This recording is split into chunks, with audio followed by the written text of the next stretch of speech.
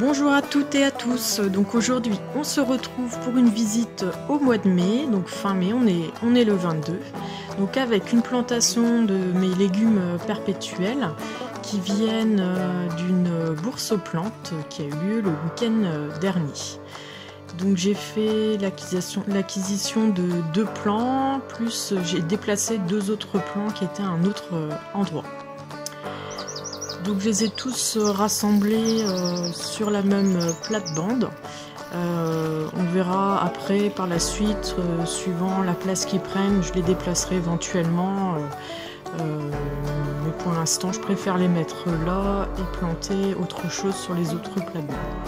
Donc on commence avec le fameux poireau perpétuel.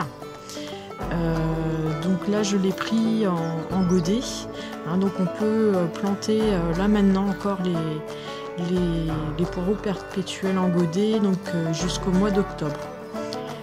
Donc pour les récoltes ça va pas être pour tout de suite, mais je pense qu'on pourra quand même les goûter à l'automne. Donc il suffit de couper les tiges à 2 cm du sol.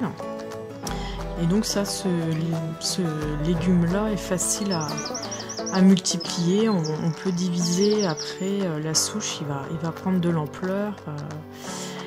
Et donc voilà. Donc ensuite, j'ai fait l'acquisition d'un ail rocambole. Donc pareil, qui était en godet, que vendait un monsieur. Par contre dans le transport, la tige s'est cassée, donc pour l'ail rocambole c'est fichu pour cette année je pense.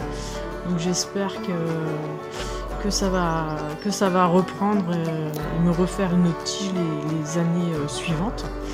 Donc je pense que pour cette année j'en aurai pas d'ail, mais bon, si j'arrive à faire survivre mon plan, ça serait déjà pas mal. Donc voilà pour ce qui est de l'ail rocambole.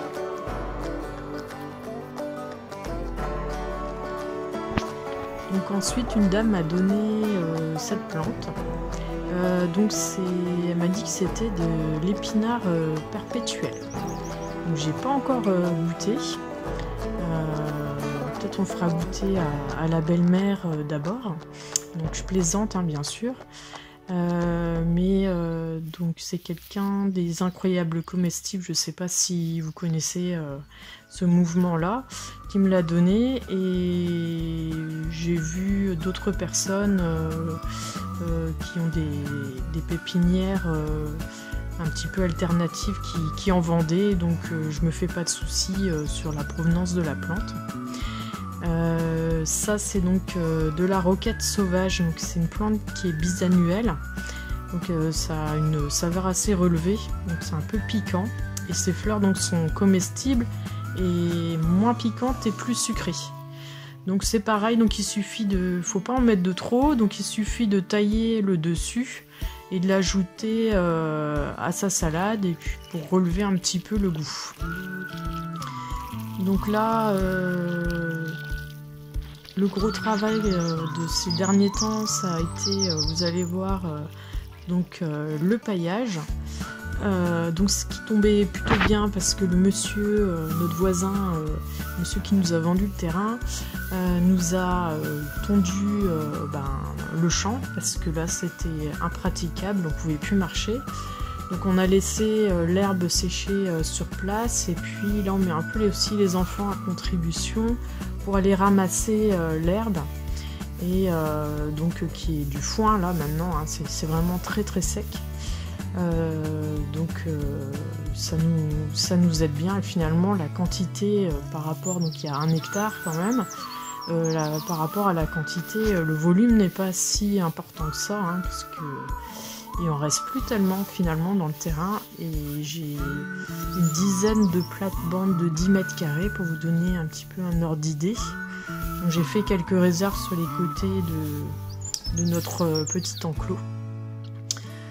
Donc voilà pour les légumes perpétuels. Donc on va faire la petite visite du terrain et aussi de toute l'avancée de mes plantations. Donc là ça commence à être un petit peu la forêt, il va y avoir un petit coup de tondeuse pour rajouter aussi du gazon frais sur les planches de pommes de terre. Hein, j'en ai 3 complètes, donc ça fait 30 mètres carrés. Et puis il m'en restait, donc j'en ai mis à droite à gauche. Donc là je me suis fait manger plein de pommes de terre. Surtout sur une des planches. Alors je pense que ça vient peut-être de la variété, je ne sais pas. Sinon au niveau des fèves, elles sont pas très hautes. Donc je ne sais pas pourquoi. Je vois chez certains jardiniers des plants qui font plus d'1 mètre. Là, je suis même pas sûre d'être à 50 cm, plutôt 30-40. Donc je les ai mises au mois de mars aussi, donc c'est peut-être pour ça. Donc au niveau des haricots, je trouve que ça végète un peu, je les vois pas tant que ça pousser. Je les ai mis à peu près 15 jours, donc j'attends un petit peu que ça reprenne, mais ils grandissent pas tellement. Donc les betteraves, pareil, se sont fait complètement attaquer. Donc j'ai plein de limaces, donc on voit que c'est un terrain où il n'y a pas beaucoup de prédateurs peut-être pour les limaces. Donc ici c'est les plantations de courges. Donc j'ai mis du potiron, des courgettes, j'ai tout mélangé avec des tomates, ici des haricots en grains. Donc là c'était des courges, alors je ne sais pas ce que c'est, c'était dans ma serre, je les ai transplantées là. Ça venait du compost certainement. Et sur cette planche là j'ai mis des radis, une ligne de navet au milieu. Et il y a aussi plusieurs variétés donc, de carottes, mais pour l'instant rien n'est sorti. Alors la terre s'est énormément asséchée avec le vent. Donc là il y a l'artichaut et mes plants de tomates donc en extérieur, donc à voir comment ça se conduit. Donc j'ai mis quelques courges aussi. Il me semble que c'est la courge Pepo ici dans ce coin. Et là il me semble que ce sont des panais. Panais ou carottes, mais je crois que c'est plutôt des panais. Il faudra que je relise sur mes plants. Donc ici le petit pommier qui pousse bien. Donc ici c'est les petits pois, donc je les ai plantés le week-end, ou il y a une semaine environ. Les haricots ici, donc on a fabriqué une structure, bon elle est un petit peu destroy, mais bon c'était ça en attendant cette année, donc on a été couper quelques branches dans les haies. J'ai mis du filet, j'ai pris ce que j'avais sous la main, donc filet à oiseaux pour faire grimper mes haricots. Donc ici quelques pommes de terre, donc c'était celles qui restaient. Et juste à côté, donc j'ai semé des petits pois il y a... je crois que c'était la semaine dernière. En fait, je suis surprise, ils sont déjà en train de sortir, ceux-là. Donc, on va avoir... j'ai hâte que ça pousse. J'ai regretté un petit peu de ne pas avoir mis des petits pois en godet. J'en avais mis à un autre endroit, mais là, il n'y en a plus. Donc ça, c'est un petit romarin que j'ai acheté à la bourse aux plantes. Donc allez dans les bourses aux plantes, j'ai payé ça 50 centimes pour vous dire, on trouve de très bonnes affaires. Donc la planche de patates aussi, donc qui va être repaillée avec du gazon ce week-end. Donc ici c'est une planche qu'on était en train de pailler ce matin. Donc j'y avais planté les blettes. Et là, le week-end dernier, j'ai rajouté donc des fraisiers issus donc des stolons des fraisiers de la maison. C'est des fraises de Plougastel pour ceux qui connaissent. Donc ça fait des très bonnes fraises avec un bon calibre et très sucrées. Donc là, j'ai 12 fraisiers et je pense qu'au fur et à mesure, j'essaierai de la transformer cette butte-là en fraiserie.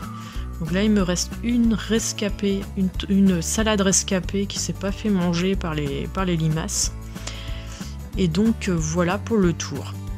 Donc là, c'est mon petit pommier qui se plaît bien.